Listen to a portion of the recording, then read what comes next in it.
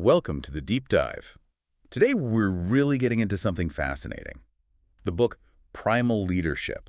It's all about leading with emotional intelligence. Yeah, and this is crucial stuff. It goes beyond just, strategy and numbers. It looks at the leader's fundamental job, which is often invisible. You too. Well, the book argues that great leadership is actually primal. It works through emotions, fundamentally. Okay, primal leadership. So if it's all about emotion, what's the actual goal? What should a leader be trying to do day to day? The main mission, create resonance. Think of it like a reservoir of positive feeling, good vibes, basically, that frees up the best in people. And the opposite. That's dissonance. That's when a leader creates negativity, anxiety. It really poisons the well, emotionally speaking. There's a story in the book from the BBC that illustrates this perfectly, doesn't it? Two executives, same bad news. Exactly. They were shutting down a division. Terrible news to deliver. The first exec walks in and, well, he completely misreads the room. Starts talking about his trip to Cannes, how competitors are doing great. Yeah.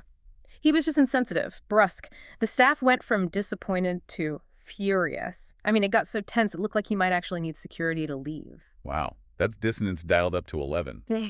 So what did the second executive do? Same situation. Same exact situation. But he came in differently. He was tuned in, spoke honestly, acknowledged how awful the news was, validated their anger and disappointment. And the result?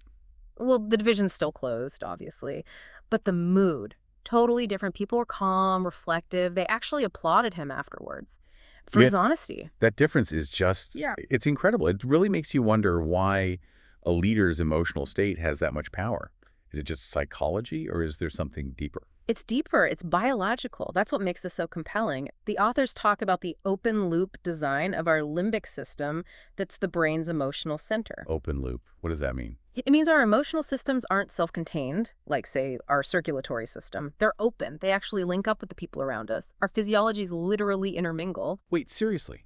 Our bodies actually affect each other's state? Absolutely. It's almost irresistible. They did studies measuring heart rates of people talking. If the conversation's good, within minutes, their heart rates, breathing patterns, they start to sync up, mirror each other.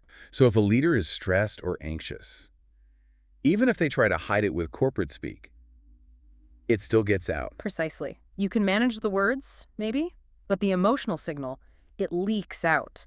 And because of this mirroring, leaders have this huge power to sway the group's emotions. So good mood, good performance, bad mood. Performance takes a nosedive. If the leader radiates enthusiasm, focus, the team picks up on it. Performance climbs. If it's anxiety, anger, the whole group gets dragged down. And some emotions are catchier than others, I gather. Definitely. Studies show cheerfulness, warmth, they spread really easily. They boost cooperation, creativity, you name it. But the real superpower, laughter. The limbic lock. I remember reading about that. Yes. Because genuine laughter is hard to fake, it signals trust almost instantly. When people laugh together, their limbic systems lock onto each other. It's like this rapid brain-to-brain signal saying, we're okay, we're connected. That sounds like the ideal state for a team. But what about the flip side? How does a bad mood actually hurt performance beyond just making people feel crummy? Well, bad moods, especially chronic ones, like ongoing stress or anxiety from, say, a difficult boss. Yeah. They take a real cognitive toll. Stress hormones flood the system, and they take hours to clear. Hours. Yeah. And while they're there, they hijack your attention. They literally impair the brain's ability to process information effectively. People actually become less emotionally intelligent when they're stressed. So in a tough situation, managing the emotional climate isn't just a soft skill. It's essential for clear thinking. It's paramount, absolutely. Look at Mark Luer, the CEO at Soundview Technology after 9/11, a huge crisis. His first move wasn't operational, it was emotional. What did he do? He brought people back just to talk, to share feelings, even weep together. He let them process the shock first, communicated constantly. Then he guided them toward finding meaning, like donating a day's trading profits raised over $6 million. He tended to the emotion first. That ability to tune in, like Luer did, or that second BBC exec, that brings us to the toolkit needed for this, right? Emotional intelligence, EI. Exactly. EI is what allows leaders to create that resonance. The book breaks it down into 4 main areas or dimensions. Okay. You can think of them as 2 focused inward on yourself and 2 focused outward on others. Let's start it inward. First is self-awareness. Really knowing your own emotions, your strengths, weaknesses, your limits. And importantly, listening to your gut feelings, those intuitive signals. And the second inner one. Self-management. This is about controlling those disruptive impulses, acting with integrity, staying optimistic and adaptable, even when things get tough. Keeping your cool, basically. That gut sense you mentioned. Is that just about stress, or does that apply to strategy too, like this deal feels wrong? The book suggests it's both. Your limbic system gives you these rapid-fire assessments. A self-aware leader recognizes that feeling, knows when to trust it, but also knows when maybe their own emotion is clouding things and they need to step back. Right, okay, that covers the internal stuff. What about managing outwards? The team. That starts with social awareness. Primarily, that's empathy, being able to read others' emotions accurately, understanding the team's mood, the organizational currents, the politics. Tuning in, basically. Exactly. And then the final piece is relationship management. These are the visible leadership skills: influencing people, coaching and mentoring, handling conflicts destructively, building teamwork and collaboration. And this is where the research gets really interesting, right? Comparing EI with things like IQ or technical skill for leaders. So absolutely. The data is stark. IQ and technical chops, they get you in the door for senior roles, they're necessary, but they don't predict who becomes a star performer. So what does? Emotional intelligence. When they compared star senior leaders to average ones, something like 85% of the difference in their profiles came down to EI competencies: self-awareness, empathy, influence. 85%, that's staggering. It is. It's the real differentiator. It translates to the bottom line, too. They found accounting partners strong in self-regulation, for instance. They brought in 390% more incremental profit than partners who lacked those EI strengths. Wow, okay, so EI isn't just nice. It's critical for performance. Critically important. So if EI is the toolkit, how do effective leaders actually use these tools? It can't be one size fits all. Definitely not. The best leaders have a repertoire. They use different leadership styles, switching fluidly depending on the situation, the people involved, what needs to get done. The book outlines 6 main styles. And some build that positive resonance we talked about, while others, not so much. Exactly. 4 styles consistently build resonance. 2 tend to create dissonance if you're not careful. You need all 6 in the bag, but you rely more heavily on the resonant ones. Okay, let's hear about the good ones first. The resonance builders. Top of the list is visionary. This leader inspires by painting a clear, compelling picture of the future, where the group is going. They give people the larger purpose, but free them up to figure out the how. Really boosts the climate. Makes sense. What's next? Coaching. This one focuses on individuals, helping people connect their personal aspirations to their work, focusing on their long-term development. That sounds like it takes time, though. I hear leaders say they just don't have time for that. That's the common objection, yeah. But it builds incredible loyalty and trust. Think of Shelley Lazarus at Ogilvy and Mather, talking about how David Ogilvy spent real time coaching her early on. That investment pays off hugely down the line. Good point. Okay, number 3. Affiliative. This style is all about people, harmony, building emotional bonds, valuing individuals and their feelings. Think of a manager like Joe Torre with the Yankees, known for being open, supportive, creating a real team feeling, especially in tough times. Building that connection. And the last, resonant style. Democratic. This is about getting buy-in and commitment by involving people in decisions that affect them, listening, building consensus. Like that Sister Mary story. Closing school. Perfect example. She knew the school had to close, but she spent months listening, letting everyone have their say, letting them reach at the conclusion.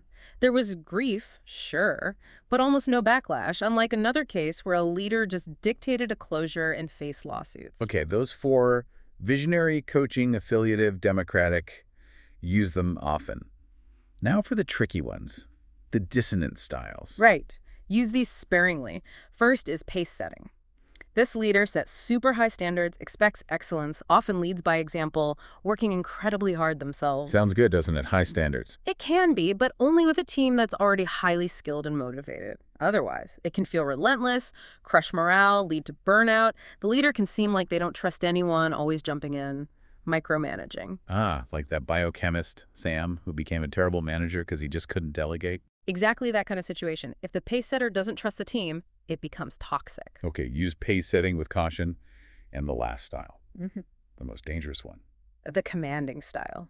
The classic, do it because I say so. Top-down military style. This one has the most negative impact on climate overall. So avoid it. Mostly, yes. But it has its place. In a genuine crisis, a fire, a major emergency, you need decisive command. Or sometimes, for a turnaround, to shock a team out of complacency.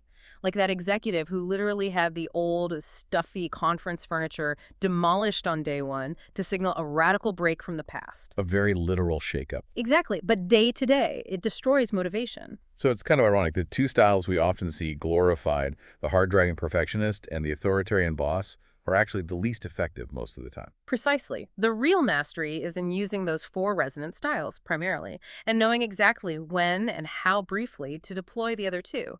The best leaders use 4 or more styles regularly.